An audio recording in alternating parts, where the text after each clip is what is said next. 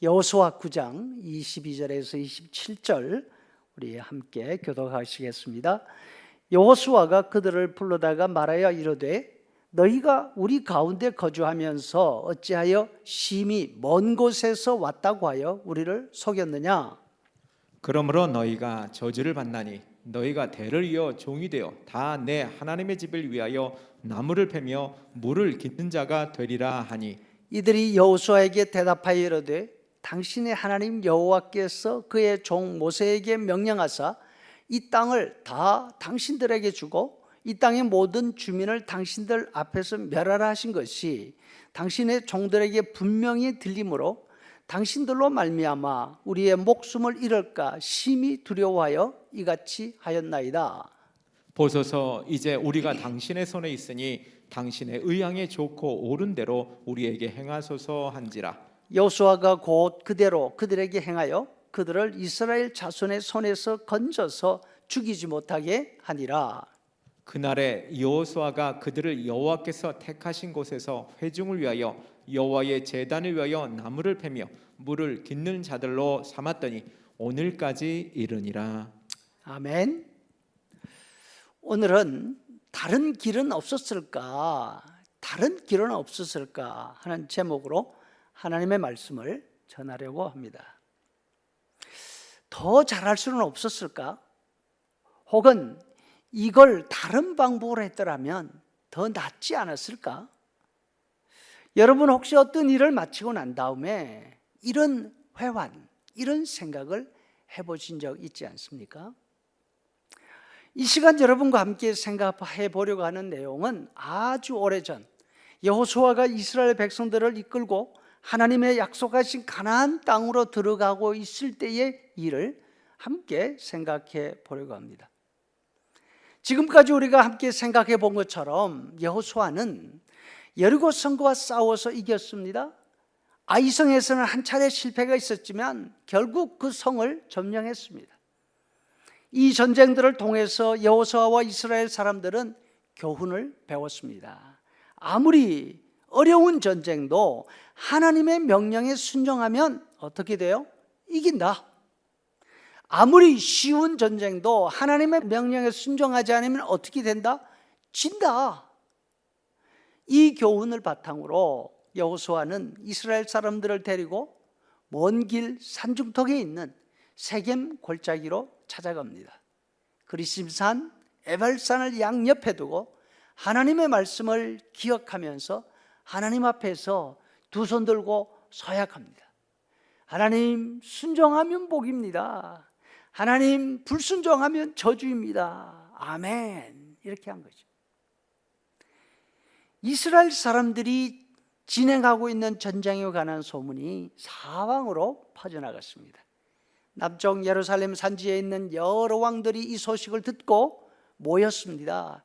연합군을 형성해서 여호수아와 맞서 싸워서 우리의 터전을 지켜내자 결의했습니다.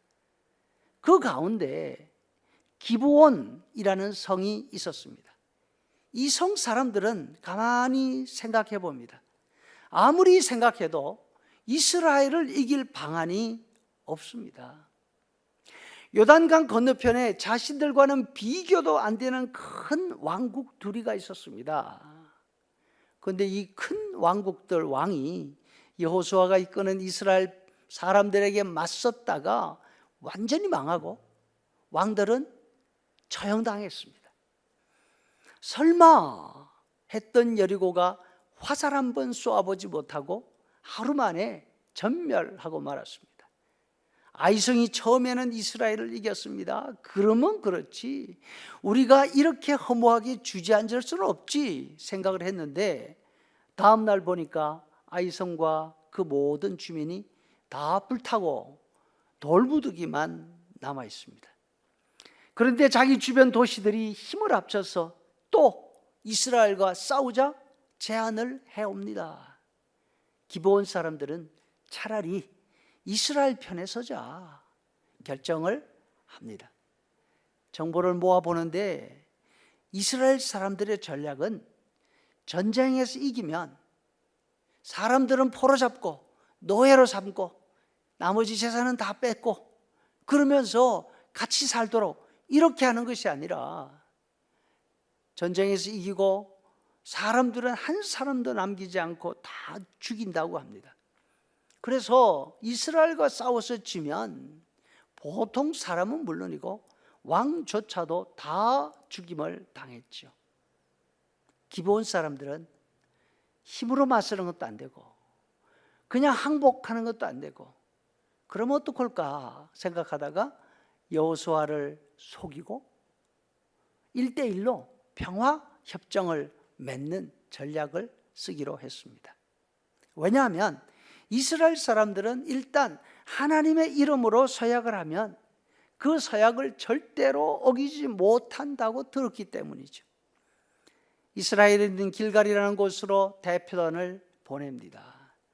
대체로 어느 한 나라가 대표단을 보낼 때에는 자신들이 가지고 있는 힘을 보여줘서 협상에서 유리한 고지를 점하라고 자기들의 원래 모습보다 더 크게, 더 강하게 보이는 것이 관례죠.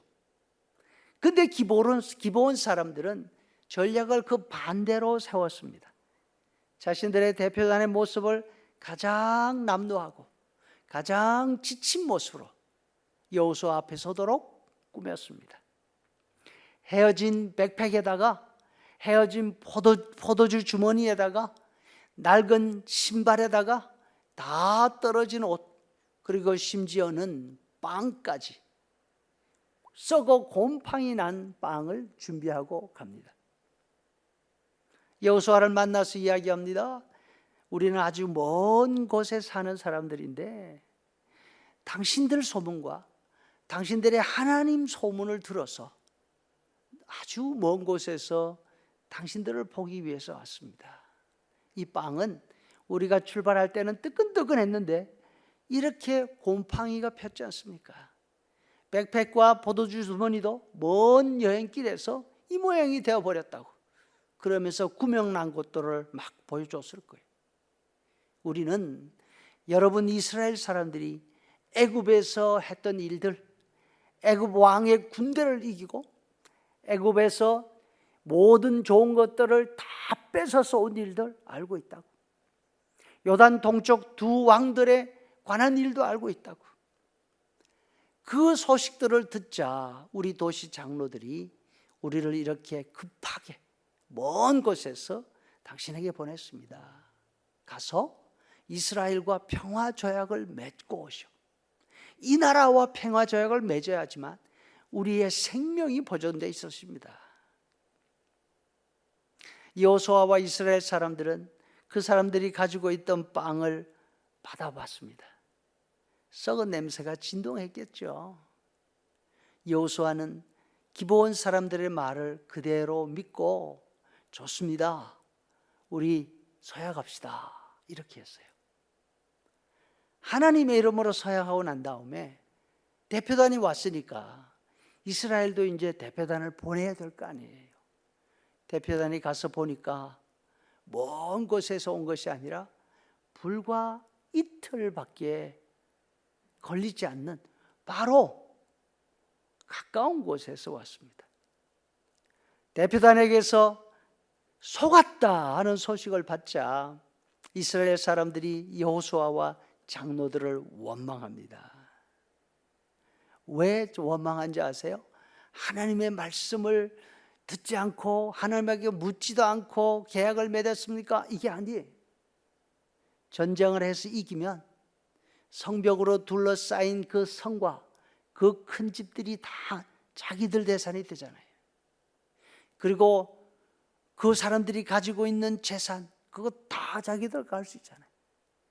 큰 부자가 될 수 있는데 그 기회를 놓쳐버린 거예요. 사람들이 그 아쉬움이 얼마나 컸던지 여호수아는 불과 한 장밖에 안 되는 짧은 성경 구절 내에서 하나님의 이름으로 맹세했으니까 건드리지 말아라, 살려주어라, 죽이지 말아라 3번이나 이스라엘 백성들에게 다짐을 해요. 그렇지 않으면 그 저주가 우리한테 빚을 것이다. 그리고 기브온 사람들에게도 말합니다. 너희들과 한 약속, 그거는 하나님의 이름으로 한 약속이니까 우리가 반드시 지키도록 하겠다. 그렇지만 너희가 우리를 속였으니까 그 대가는 치러야 한다고. 너희는 아무리 오랜 시간이 지나도 절대로 이스라엘 사람들이 될 수 없다. 다만 우리와 함께 살 수는 있다. 그렇지만 노예로, 종으로, 종들이 감당하는 일, 우물에서 물을 기르오는 일이나 산에 가서 땔감을 마련하는 일, 이런 일들을 늘 하면서 살아야 한다 했습니다. 기브온 사람들은 우리를 죽이지만 않는다면 시키는 일은 무슨 일이든지 하겠다고, 기꺼이 이스라엘 사람들의 종이 되겠다고 약속합니다. 여러분 어떻게 생각하세요? 기브온 사람들이 잘했습니까? 다 죽고 망했는데 기브온 사람들만 살아남아서 여호수아를 속여서 죽지 않고 살아남은 것이 이 사람들이 할 수 있었던 최선의 방법이었을까요? 이 사람들이 이스라엘 사람들을 만나서 얻을 수 있는 최선의 선물이 되었을까요? 우리는 여기에서 두 가지를 생각해 볼 수 있습니다. 먼저 기브온 사람들이 잘한 일이 있긴 있어요. 기브온 주변에 있는 다른 도시 국가들은 이스라엘 사람들의 소문을 들을 때 2절 말씀에 보니까 모여서 일심으로 여호수아와 이스라엘에 맞서서 싸우려 하더라. 전쟁을 준비했어요. 반면 기브온 사람들은 같은 소문을 듣고서 전쟁을 준비한 것이 아니라 낡은 물품들을 챙기면서 여행을 준비했어요. 왜? 싸우지 않고 평화 조약을 맺기 위해서. 그런데 얼마 전 여리고성에서도 같은 소문을 듣고서 행동은 정반대로 하는 일이 있었습니다. 이스라엘 사람들이 요단강을 건너서 여리고 쪽으로 온다는 소식이 전해졌습니다. 여리고 왕과 모든 사람들은 성문을 걸어 잠그고 싸울 준비를 하고 있습니다. 이스라엘 스파이가 성 안으로 잠입했다는 정보를 입수하고 그 스파이를 찾으려고 아주 혈안이 되어 있습니다. 그리고 여리고 기생 라합, 그 집 사람들이 있습니다. 이 사람들은 똑같은 이야기를 들었습니다. 그런데 실제로 이스라엘의 스파이가 자기들 집으로 들어왔어요. 라합이 어떻게 해야 될까요? 라합은 왕에게 고발하지 않습니다. 그 스파이들을 숨겨주어서 여호수아를 돕습니다. 기브온 사람들은 기생 라합의 집 사람들처럼 이스라엘과 싸우는 쪽을 택하지 않고 이스라엘 편에 섰습니다. 이거 잘한 거예요. 그렇죠? 이것은 단순히 이쪽 편에 서느냐 저쪽 편에 서느냐 어느 것이 우리한테 더 유리한가 하는 그런 문제가 아니었어요. 이스라엘을 통해서 하나님이 하신 이 일을 듣자 라합은 하나님을 믿기로 선택한 거예요. 올바른 선택이에요. 이와 같은 선택해야 될 일, 선택의 기회는 옛날 라합이나 기브온 사람들에게만 있는 것이 아니에요.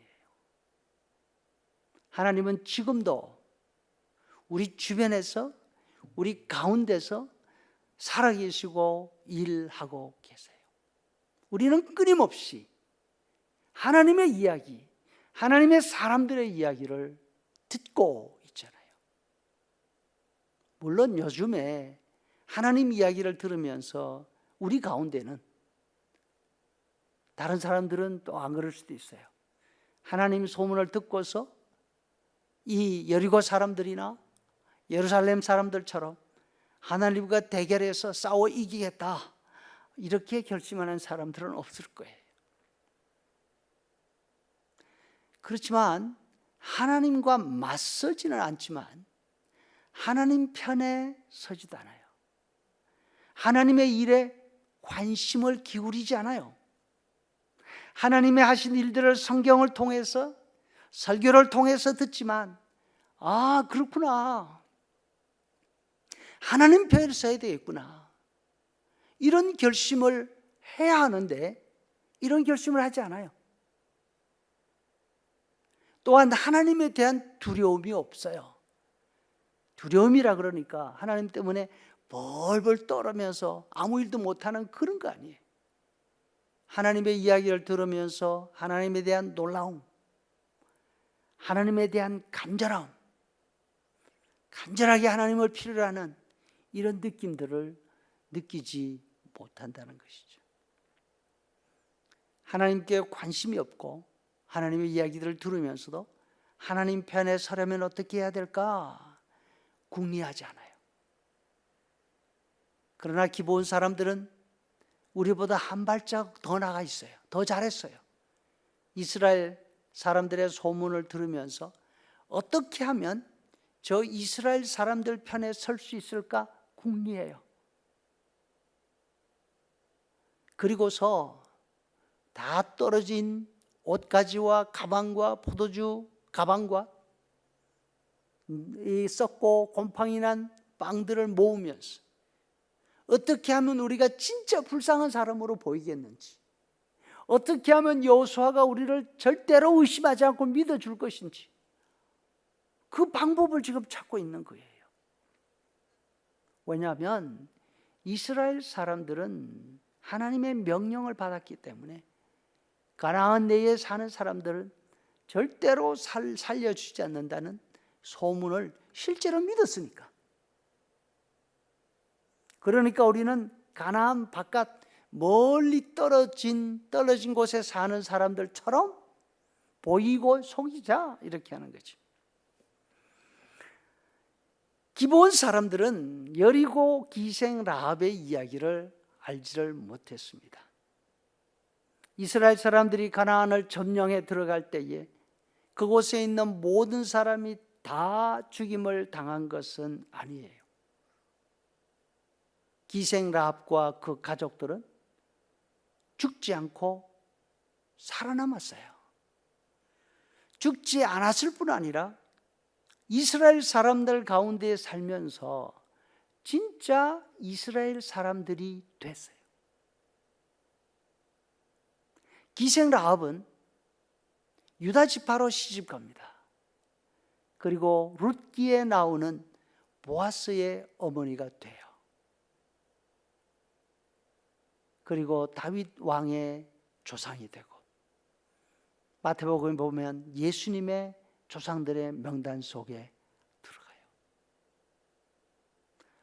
기브온 사람들도 이런 선택을 할 수 있다는 거죠.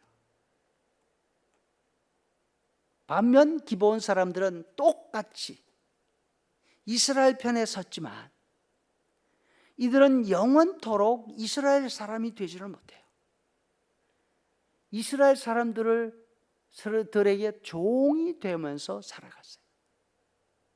무엇이 문제였을까요? 기브온 사람들은 하나님을 바로 알지 못했어요. 이스라엘 안에서 이스라엘과 함께 일하시는 하나님을 바로 알지 못했기 때문에 그 하나님을 믿지를 못해요.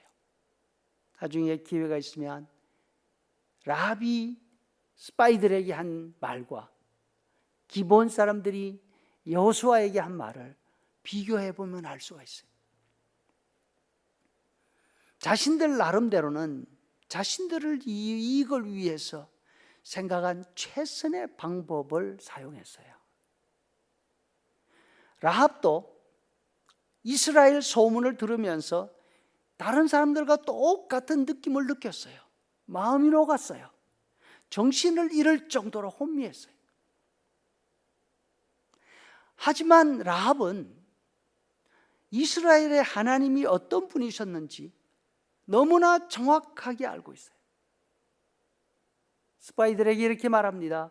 너희의 하나님 여호와는 위로는 하늘에서도 아래로는 땅에서도 하나님이시니라. 그래. 라합은 여호수아에게 모든 것을 건 것이 아니라 하나님을 바로 알고 하나님의 일을 위해서 모든 걸 걸었어요. 자신과 온 가족의 목숨을 걸고 여호수아가 보낸 스파이를 숨겨요. 그리고 보호해주고 안전하게 돌아가게 도왔어요. 우리가 이렇게 하나님을 믿고 신뢰합니까? 이것이 바로 신앙의 모습입니다. 하나님께서 이스라엘 사람들에게 가나안에 있는 모든 사람을 다 죽이라 하신 것은 죽이는 데 목적이 있었던 게 아니에요. 그 땅에 가나안 사람들이 살아있다면, 계속해서 살아간다면 이스라엘 사람들이 가나안 사람들 사이에서 살면서 그들이 가진 신앙과 그들이 가진 삶의 모습에 물들까 봐 이스라엘 사람들이 얼마나 믿음이 약한 사람들인지 아시니까 예방 조치로 그렇게 하신 것이죠. 라합처럼 하나님을 바로 알고 하나님을 위해서 목숨을 걸고 있는 사람이라면 죽일 이유가 전혀 없어요. 그분들은 이미 가나안 사람이 아니에요. 이스라엘 사람보다 더 하나님을 잘 알고 더 귀한 믿음의 사람이 되어 있었던 것이죠. 혈통이 가나안 사람이라고 죽일 이유는 전혀 없는 것입니다. 라합은 그 믿음 그대로 이스라엘 내에서 너무나 중요한 역할을 감당해냅니다. 반면 기온 사람들은 하나님을 알고 하나님을 믿은 것이 아니에요. 자신들의 안전, 자신들의 유익을 목표로 모든 계획을 세웠어요. 하나님 믿고 안 믿고는 관심이 없어요. 자신들이 죽지 않고 살아남기만 하면 되는 거예요. 하나님이 중심이 아니라 자신들이 살아남는 그것이 목표였죠. 우리는 이런 하나님에게는 관심이 없고 내가 살아남으면 돼 이렇게 생각하는 이 신자들의 마음 자체를 뭐라 그러는가 하면 세속적인 신앙이다. 하나님을 믿으면서 세속적인 거, 내 것만을 챙기려고 하는 것이죠. 하나님을 믿는 것 같은데 하나님을 바로 알지를 못해요. 하나님을 선택한 것 같은데 하나님을 선택한 것이 아니라 내 이익을 선택한 거예요. 기본 사람들에게 있어서 하나님이 어떤 분이신가 하는 것은 아무런 관심의 대상이 되지를 못했던 것이죠. 자신들이 죽지 않고 살 수만 있으면 되는 거예요. 이스라엘 속으로 들어가서 이스라엘 사람처럼 사는 것, 저들을 닮아가는 것, 그것은 기본 사람들의 관심사가 아니었던 것이죠. 그 결과 이 사람들은 이스라엘 사람들 속에서 살아요. 자신들의 목적이 달성됐어요. 원하는 대로 다 됐어요. 이스라엘 사람들 속에서 살아가지만 이 사람들은 이스라엘 사람들을 닮지도 못하고 이스라엘 사람들이 믿고 있는 하나님의 은혜 속에 들어갈 수가 없었던 것이죠. 혹시 우리의 모습이 교회 안에서 교회 안에서 믿음으로 산다고 하는 우리의 모습이 이 기브온 사람들의 모습과 같지 않은지 우리가 잘 살펴봐야 해요. 교회 바깥에서 보기에는 분명히 교회 안에 있는 사람 맞아요.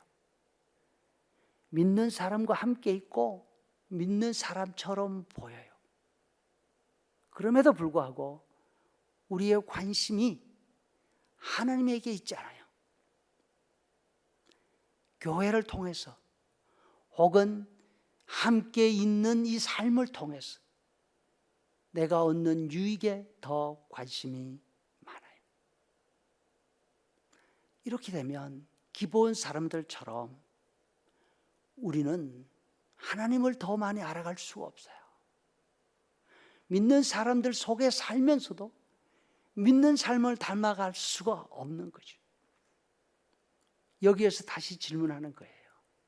기브온 사람들은 여호수아를 속여서 저들 가운데 살아남는 방법 외에 또 다른 방법이 과연 없었을까요?